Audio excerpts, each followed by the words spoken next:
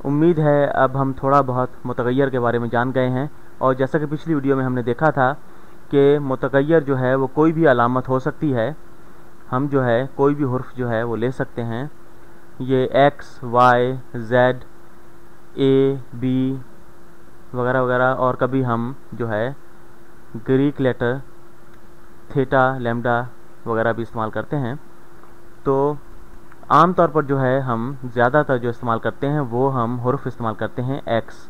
ठीक, अलजेब्रा में एक्स जो है वो अमूमन इस्तेमाल होता है इन तमाम के मुकाबले में, और ये भी दूसरे हुरूफ भी इस्तेमाल होते हैं, लेकिन एक्स जो है वो सबसे ज़्यादा इस्तेमाल होता है। और इसका ज़्यादा इस्तेमाल जो है कभी कभार जो है एक मुश्किल पैदा कर देता है कि ये जो है हिसाब में जो हम ज़रब का निशान इस्तेमाल करते हैं, जिस तरह 2 ज़रब 3, ये ज़रब के निशान से मिलता जुलता है। तो अगर हम इसे इस तरह लिखना हो कि 2 ज़रब एक्स, तो हम 2 ज़रब एक्स अगर लिखते हैं तो यहाँ पर जो है ज़रब का निशान और एक्स जो है वो बहुत मिलते जुलते हैं, और कभी कभी बाज़ अफराद इस तरह भी लिखते हैं कि ये दोनों एक जैसे ही लगते हैं। तो यहाँ पर जो है ये बहुत यहाँ पर उलझाव पैदा हो जाता है, यहाँ पे कन्फ्यूजन हो जाता है कि यहाँ पर जो है एक्स है या ज़रब का निशान इस्तेमाल हो रहा है।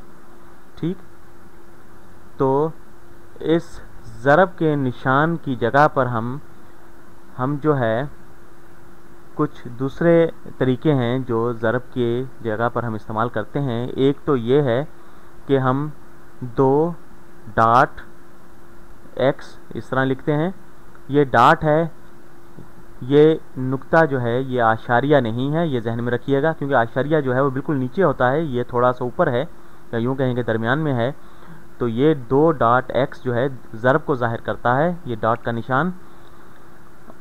तो 2 डॉट एक्स जो है 2 ज़रब एक्स है, और अगर एक्स जो है वो 3 के बराबर हो तो ये 2 ज़रब 3 के बराबर होगा। ठीक, दूसरा तरीका इसको लिखने का कुछ इस तरह है कि 2 और कोसाइन में हम x लिख देते हैं, तो इसका मतलब भी यही होता है कि 2 ज़रब x। तो कोसाइन में जब हम x लिखते हैं तो कोसाइन के साथ जो है वो बाहर वाले अदद जो हैं वो ज़रब खाते हैं। तो तीसरा तरीका इसको लिखने का इस तरह है कि 2x, इसे इस तरह भी लिखा जा सकता है, 2 ज़रब x, ये इसे इस तरह होगा। तो यहाँ पर ये उलझाव का शिकार हो जाएगा। अगर हम 2 और 3 के दरमियान ज़रब का निशान ना दें तो 2 और 3 जो है वो 23 हो जाएगा, ये गलत होगा। तो यहाँ पर जो है क्योंकि हम हुरूफ तहजी इस्तेमाल कर रहे हैं, इसलिए 2 के साथ जो है हुरूफ तहजी जो है ये ज़रब खा रहा है, ये इसके जो कीमत है, जो अदद है उसके साथ हिस्सा है इसका। तो 2x जो है ये सही है। तो यहाँ पर ये तीनों तरीके जो हैं ये एक ही तरकीब को ज़ाहिर कर रहे हैं। उम्मीद है अब आप अगली मश्क के लिए तैयार हैं। तो यहाँ पर यूँ कहें कि हमारे पास है 10 तफरीक 3 y, और ये किसके बराबर होगा अगर y जो है वो 2 है। ठीक, तो जहाँ पर हम y देखेंगे वहाँ पर हम 2 डाल देंगे y की जगह पर। तो y की जगह पर जब 2 डालेंगे तो ये हो जाएगा 10 तफरीक 3 ज़रब 2।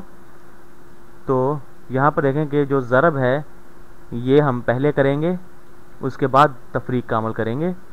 तो 3 दूनी 6 होता है, 10 में से 6 तफरीक किए तो 4 आ जाता है। ठीक, तो यहाँ पर हम एक और सवाल लेते हैं। यूँ कहें कि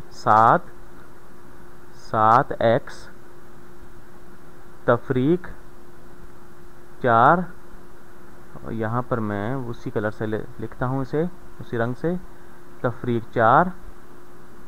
तो x अगर 3 के बराबर है तो ये कितने के बराबर हो जाएगा, तो यहाँ पर x जो है वो 3 के बराबर है, तो ये हो जाएगा 7 ज़रब 3 7। तो इसको इस्तेमाल करते हैं, कोसाइन में ले लेते हैं 3, 7 ज़रब 3 तफरीक 4। तो पहले हम ज़रब का जो अमल है उसे करेंगे, उसके बाद तफरीक करेंगे। तो 7 तिये 21 होता है। ठीक, 21 में से 4 गए तो बचता है 17। ठीक, तो उम्मीद है को आप इसके पस मंज़र के बारे में जान गए होंगे, और आपको यकीनन तरगीब मिलेगी इस तरह के इज़हारियों की मश्क करने की। इजाज़त चाहूँगा।